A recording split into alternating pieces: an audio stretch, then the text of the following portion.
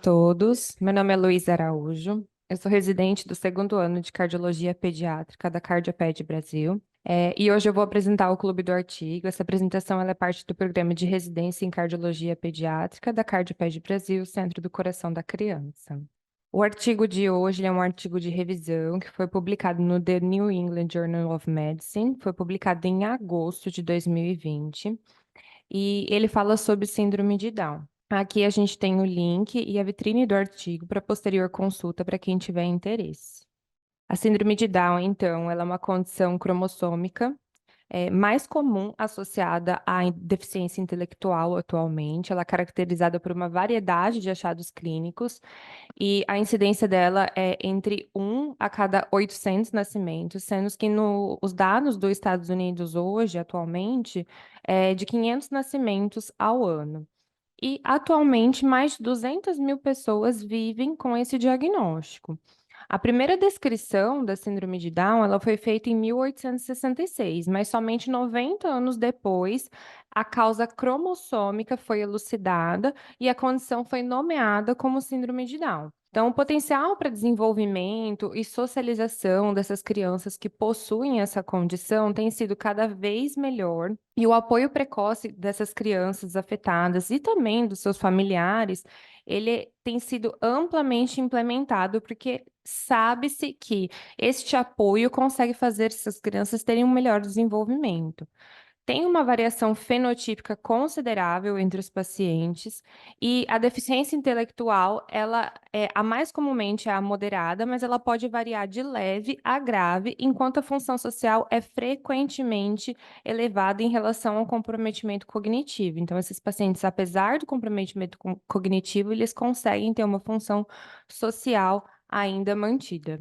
As características genéticas, então, existe uma terceira cópia do cromossomo 21, que foi reconhecida, como eu já comentei, como causa da síndrome. Existem 200 a 300 genes nesse cromossomo 21, bem como seus fatores que são epigenéticos, que são identificados como os contribuintes nas características clínicas da síndrome. Existem também outros fatores que atuam na variação das manifestações, que incluem os polimorfismos nas células de adesão e no gene precursor da proteína amiloide. As causas da trissomia 21 ou T21 ocorrem pela não disjunção. Então, é o paciente que ele tem a presença de 47 cromossomos, não 46 cromossomos como usual, ou a translocação de um cromossomo 21 a mais para outro cromossomo.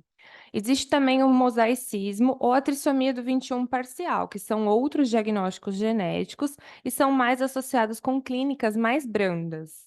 Então, aqui a gente tem os tipos de alterações cromossômicas que podem estar associadas. Então, tem a não disjunção e a translocação, que é o que eu já comentei.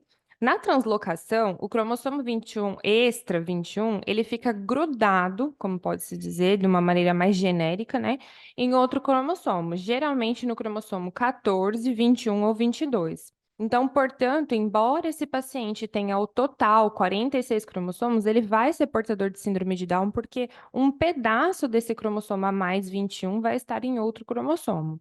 As translocações elas podem ser dadas, então é muito importante fazer o estudo para poder orientar esses pais, porque a análise dos cromossomos parentais ela é muito importante para a orientação, porque eles são possíveis carreadores. E existe também o mosaicismo, né, em que os portadores do mosaicismo apresentam dois tipos de células. Algumas apresentam 46 cromossomos e existem outras linhagens que são uma linhagem celular com 47 cromossomos. Então, só para entender um pouco mais o que é translocação, aqui seria um cariótipo, né, em que a gente vê 47 cromossomos. Aqui no cromossomo 21, então, a gente tem a trissomia do 21. E aqui é um exemplo mais simples, mais genérico, mas que a gente consegue entender o que é a translocação, né? A gente tem ao total 46 cromossomos, né? Um paciente do sexo masculino, XY. Então, aqui no 21 a gente tem dois cromossomos, mas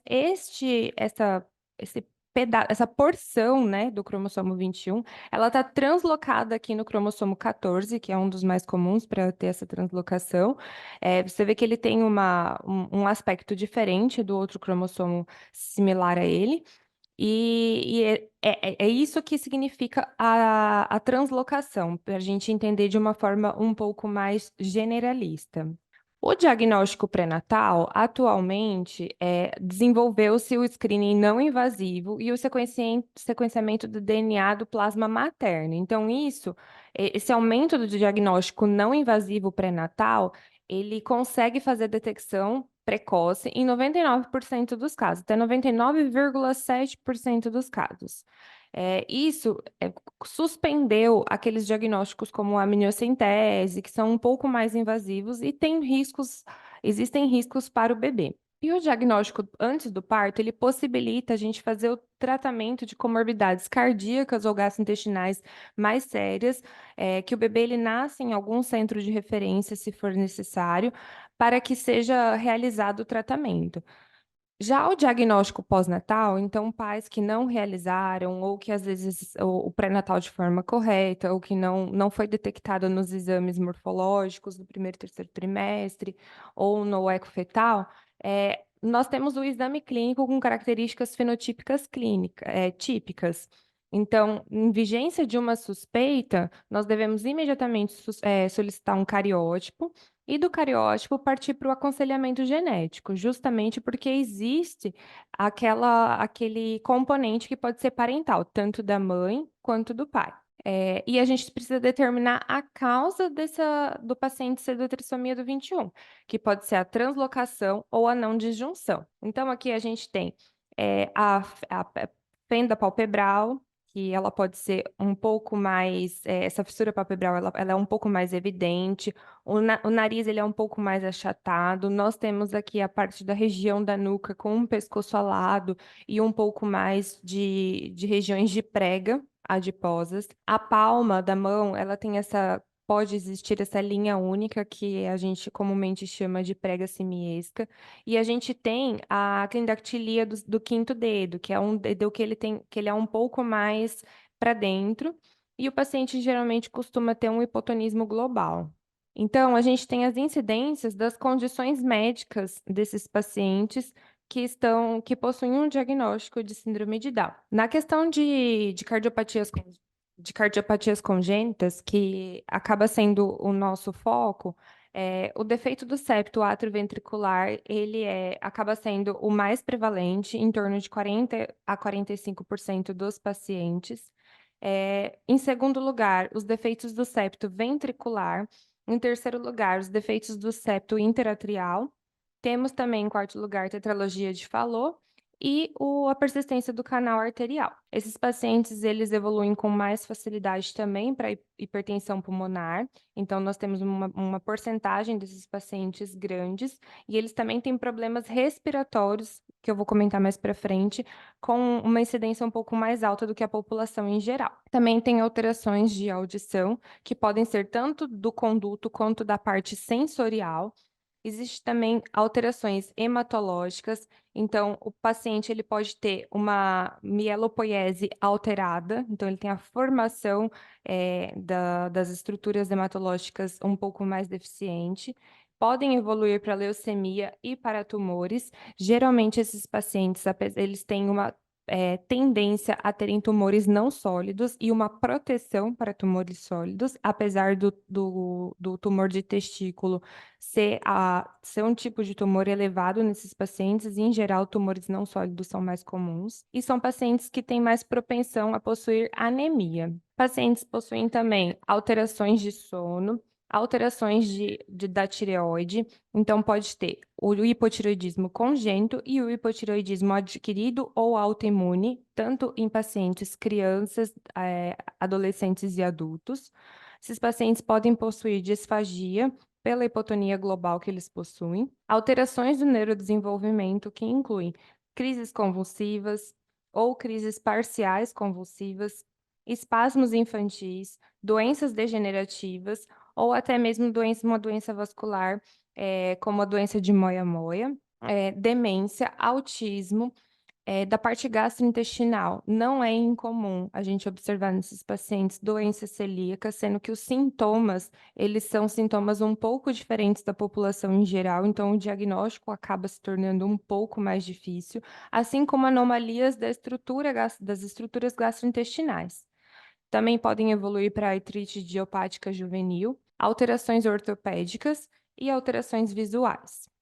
Então, só vou aprofundar um pouco nas condições que eu comentei. Das condições cardíacas, a hipertensão pulmonar, com ou sem uma cardiopatia estrutural, ela tem uma incidência de 1 até 5,2% da população com síndrome de Down. Então, o reparo precoce dessas crianças de defeitos estruturais que tenham em conjunto e fazer uma vigilância para possível obstrução de vias aéreas que pode contribuir na evolução para hipertensão pulmonar, pode minimizar esses riscos, tanto de insuficiência cardíaca quanto de doença vascular pulmonar. Então, o melhor manejo das cardiopatias congênitas, ele contribuiu para o aumento da expectativa de vida desses pacientes com síndrome de Down. Isso, lá nos anos 70, esses pacientes eles tinham uma expectativa de vida até os 30 anos, e agora, em torno dos anos 2000, chegou a 60 anos. Sendo que a obstrução de via aérea, que eu digo aqui, que essa é o que a gente tem que ter um pouco mais de atenção no segmento clínico desses pacientes, inclui a apneia do sono, doença do refluxo gastroesofágico e também esses pacientes têm uma tendência a ter obesidade que pode levar a todas essas características clínicas. Também as vias aéreas, a parte pulmonar e a parte auditiva. Então, um manejo difícil dessas comorbidades na via aérea, devido os pacientes eles terem faces pequenas, associadas a micrognatia, macroglossia e estenose traqueal e até mesmo uma hipotonia, pode levar a doenças obstrutivas das vias aéreas. Por que da importância disso? Não só da parte clínica, mas a integração social desses pacientes, as habilidades deles serem desenvolvidas, elas são extremamente importantes na construção das capacidades intelectuais dos mesmos. Então, uma criança, esses resultados que a gente quer atingir, eles vão depender da gente otimizar a fala deles e otimizar a comunicação. Então, se esses pacientes têm algum prejuízo na audição, isso com certeza pode acabar cometendo esses pacientes na parte social dele. Então, o desenvolvimento da fala desses pacientes, ele está relacionado totalmente à capacidade deles de ouvir bem, né? Em relação ao crescimento, a obesidade dessas crianças e desses adultos tá bem descrita na literatura, né? Ela ocorre em 25% das crianças e pelo menos em até 50% dos adultos com síndrome de Down. Então, tem que ter um tratamento precoce, um acompanhamento, porque o aumento do risco de evolução para complicações é muito grande, como a apneia de sono, hipertensão pulmonar e até mesmo diabetes e outras doenças secundárias. Existem também as alterações hemato-oncológicas que devem ter muita atenção. Então, existem essas anormalidades hematológicas que são comuns em pacientes com síndrome de Down, que manifestam-se como alterações anormais transitórias. Existe a mielopoiese, deficiência de ferro e o aumento da incidência de leucemia. Então, existe a mielopoiese anormal transitória, que é uma forma de pré-leucemia mieloide. Ela ocorre em até 10% dos pacientes no período neonatal com síndrome de Down e é devido à mutação de um gene específico que é o GATA1. E o distúrbio que ocorre predominantemente nesses recém-nascidos é quase sempre antes dos 5 anos de idade. Geralmente resolve de forma espontânea, mas a gente tem que ter uma detecção precoce, um monitoramento por especialistas em hematologia pediátrica, uma vez que o risco da leucemia entre esses pacientes que têm essa mielopoiese anormal é de 20 a 30%, tá?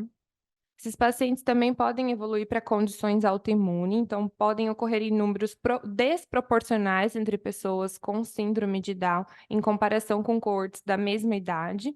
Então, a doença de Hashimoto, né, o hipotireoidismo, a incidência da anormalidade da tireoide, incluindo o hipotireoidismo persistente, doença de Hashimoto, entre pessoas com síndrome de Down é de aproximadamente metade, 50%, nos pacientes que chegam até os 45 anos de idade, então é muito importante fazer essa triagem. A doença celíaca, A doença celíaca também ocorre em taxas mais elevadas entre pessoas com síndrome de Down do que em geral na população. Diabetes tipo 1, que está extremamente relacionada à obesidade desses pacientes, alopécia, artrite idiopática juvenil, ela é outra doença autoimune que ocorre em pacientes com síndrome de Down com maior frequência do que em populações da mesma idade, e o reconhecimento precoce ele ajuda no tratamento e para prevenir as complicações, e a vitiligo. Existem também as alterações musculoesqueléticas, então a gente tem um aumento na incidência da luxação do quadril e da patela, do pé plano valgo, ou comumente a gente chama de pé chato, a instabilidade atlantoaxial.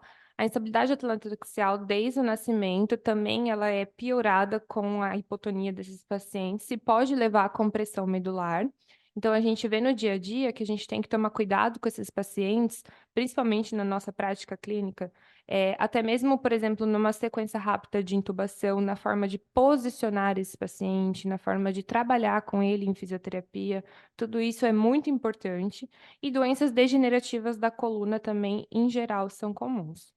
Em relação ao neurodesenvolvimento desses pacientes, alterações do neurodesenvolvimento, incluindo consciência social limitada, diminuição da coordenação motora, aumento da incidência do transtorno do espectro autista ou demais problemas psiquiátricos e até mesmo demência já estão bem descritas. A incidência dessas condições ela é um pouco difícil de determinar, da população com síndrome de Down, em uma base individual, avaliar causas alternativas de deterioração intelectual. A gente tem que incluir também não só a demência primária, como, por exemplo, ser somente da síndrome de Down, mas também causas secundárias que podem levar a isso, como uma disfunção da tireoide, distúrbios respiratórios durante o sono, doença celíaca, depressão, psicose, até mesmo agressão. A frequência do autismo entre essas pessoas com síndrome de Down varia de 7 a 16%, mas ele costuma ser subdiagnosticado. Esses pacientes já têm uma condição de interação social um pouco mais limitada e sabe-se que a incidência de doenças psiquiátricas é aumentada, então ela tem que ser bem individualizada para o diagnóstico poder ser feito de maneira correta. Existe uma maior frequência de demência naqueles que possuem quadros convulsivos prévios, então se você tem um paciente que está tratando um quadro convulsivo anterior, ele tem uma incidência maior de demência e uma maior incidência da doença de moia-moia, que é uma doença vascular, ela é incomum e você tem uma anormalidade da porção da artéria carótida interna. Então, as crianças que apresentam essa doença, elas podem evoluir no nosso dia a dia. Por exemplo, elas podem chegar para a gente numa emergência pediátrica com uma hemiplegia alternada ou talvez mesmo um déficit fixo unilateral semelhante de um AVC, né? Enquanto os adultos, eles podem mais frequentemente apresentar como se fosse similar a um AVC hemorrágico. A cirurgia de revascularização cerebral tem sido realizada em centros mais especializados com experiência nesse tipo de doença. Já na fase adulta, a causa mais comum de óbito na infância e na idade adulta é a infecção respiratória, em parte relacionada com as imunodeficiências que esses pacientes podem ter. Defeitos cardíacos congênitos causam a maioria das mortes de forma precoce, principalmente quando são feitas sem diagnóstico. E embora a doença arterial coronariana ocorra em adultos, pode ocorrer em decorrência da obesidade, da diabetes que esses pacientes evoluem, ela é menos comum do que a população em geral. E a demência, ela acaba contribuindo para a mortalidade em alguns estudos. Então, como conclusão, as questões de saúde e a trajetória de vida dessas pessoas com síndrome de Down, ela é muito complexa, e a condição está associada a muitas questões médicas, psicológicas e sociais que são díspares desde a infância até a idade adulta. Pessoas com síndrome de Down e seus familiares, geralmente eles têm uma atitude bem positiva, eles expressam um desejo de uma alta qualidade de vida que se baseia em pontos fortes e habilidades da criança afetada ou do adulto. Então, o estímulo que a equipe multidisciplinar dá para esses familiares, eles geralmente seguem, eles geralmente estão dispostos a incluir esses pacientes na sociedade de forma ativa. E existem também diretrizes que foram publicadas que fornecem recomendações e padrões para permitir que essas pessoas com síndrome de Down atinjam seu potencial quase que pleno ou até mesmo pleno para poderem ser inclusas e ter uma vida normal. Essa foi a referência utilizada. Obrigada. Então, bom dia a todos. Um prazer estar aqui novamente, reiniciando o nosso Clube do Artigo ao longo do ano de 2024. Meu nome é Moacir Fernandes de Godoy e hoje, 16 de janeiro, estarei aqui comentando os aspectos metodológicos da apresentação realizada pela doutora Luísa. Eu sou médico, cardiologista, coordenador e um dos coordenadores científicos da Cardioped Brasil. Bom, o artigo apresentado é um artigo muitíssimo importante, maiormente pelo local em que ele foi publicado, né? A revista New England Journal of Medicine é o top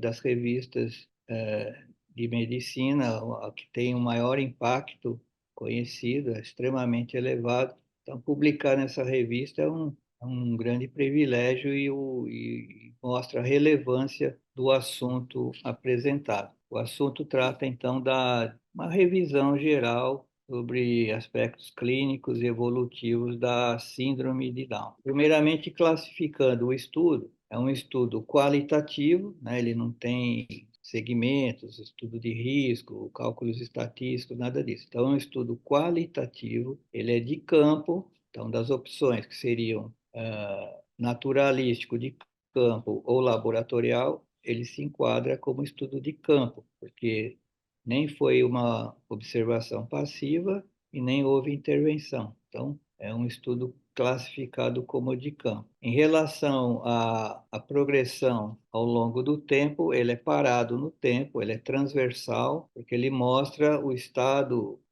do conhecimento da síndrome de Down no ano de 2020. Não há segmento de pacientes, nem há uma avaliação retrospectiva procurando eventos associados, variáveis associadas a possíveis eventos. Então, é um estudo transversal contemporâneo. E, por fim, a finalidade é um artigo de revisão. Então, em resumo, um estudo qualitativo, de campo, transversal, contemporâneo e de revisão. Sendo o estudo qualitativo, ele então não tem aspectos específicos de metodologia para ser comentado, mas eu destaquei dois pontos que considerei relevantes. Além desse aqui, que achei extremamente interessante, a exposição gráfica do trabalho, porque mostra um desenho, né, uma figura, mas expressando nitidamente os aspectos que a gente visibiliza nas crianças com síndrome de Down. Pálpebra, as dobras na nuca, a prega palmar, o problema do quinto dedo, a hipotonia. Então, aspectos que são bem marcantes da síndrome de Down. Bom, do ponto de vista, digamos assim, algum aspecto estatístico, eu destaquei aqui que em um dos momentos, e a Luísa destacou isso, ele fala que a alta especificidade desse exame diagnóstico de células livres do DNA na detecção da síndrome de Down, 99,7%. Então, é importante a gente entender, conhecer terminologia e saber o que quer dizer especificidade, né?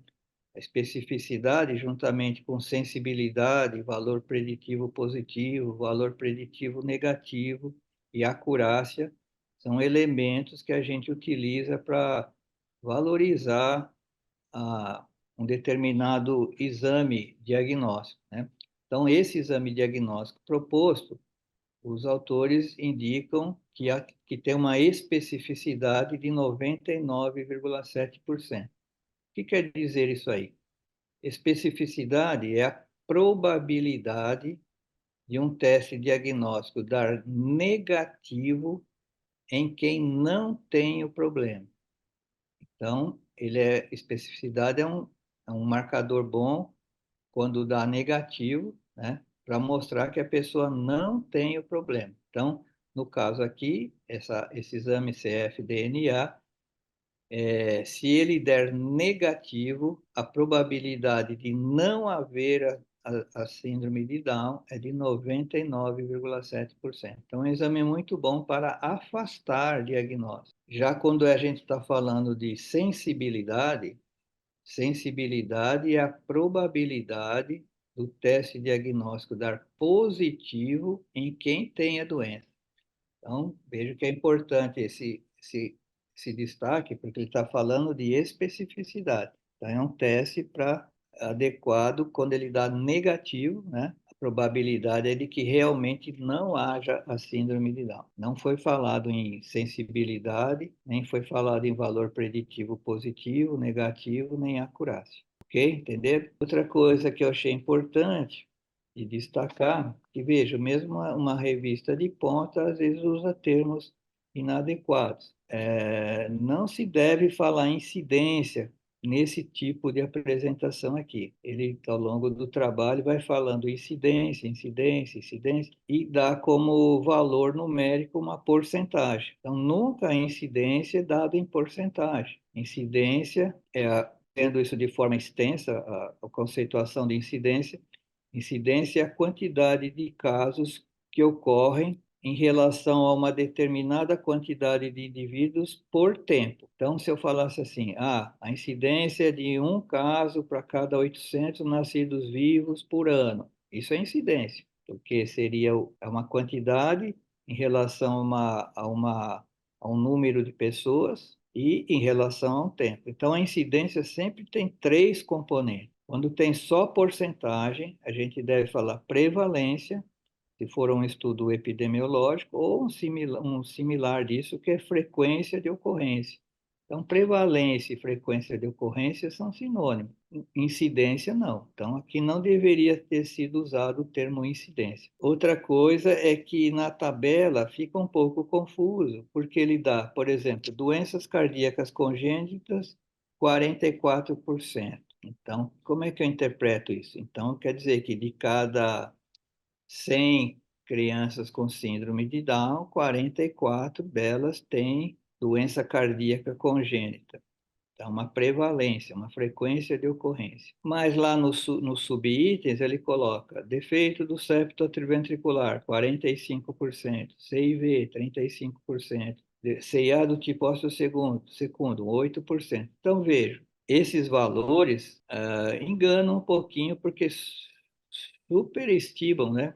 Parece que a prevalência de doença do septo atrioventricular é 45%. Na verdade, é 45% dos 44% que tem a síndrome, que tem cardiopatia congênita. Porque como é que se prova isso? Porque somando aqui 45, 35, 8, 4 e 7, vai dar o 100%. Então, é 100% dos 44, entendeu? Então, a tabela devia ser mais explicativa, falando, em vez de 45%, colocar, acho que dá uns 17%. Então, dos que têm cardiopatia congênita, 17% teriam defeito do septo ventricular, uns 15% CIV e assim por diante. É uma forma mais correta de apresentar a tabela. Outro item que achei interessante, esses comprometimentos graves, autismo, doença celíaca, problemas ortopédicos, visuais, etc., que são complicações muito graves, né? E vem aumentando a prevalência porque a sobrevivência, a sobrevida desses pacientes com Down vem aumentando. Tanto assim que ele fala lá em demência, até na faixa de 65 anos de idade, que não era comum, né? Há muitos anos atrás, porque essas crianças não sobreviviam, geralmente, além da adolescência. Agora sim, consegue chegar até 50, 60 anos. E veja, a probabilidade de ocorrência de demência foi de 68% a 80% nos que chegaram aos 65 anos de idade. Em suma, é um trabalho muito importante, muito interessante, completo de pontos positivos e fortalezas, né, fazer uma revisão bem completa da parte clínica, diagnóstica da síndrome de Down no momento atual. A pequena fragilidade que encontrei seria essa forma de apresentação do resultado, destacando como incidência, quando na verdade é prevalência ou frequência de ocorrência. Obrigado.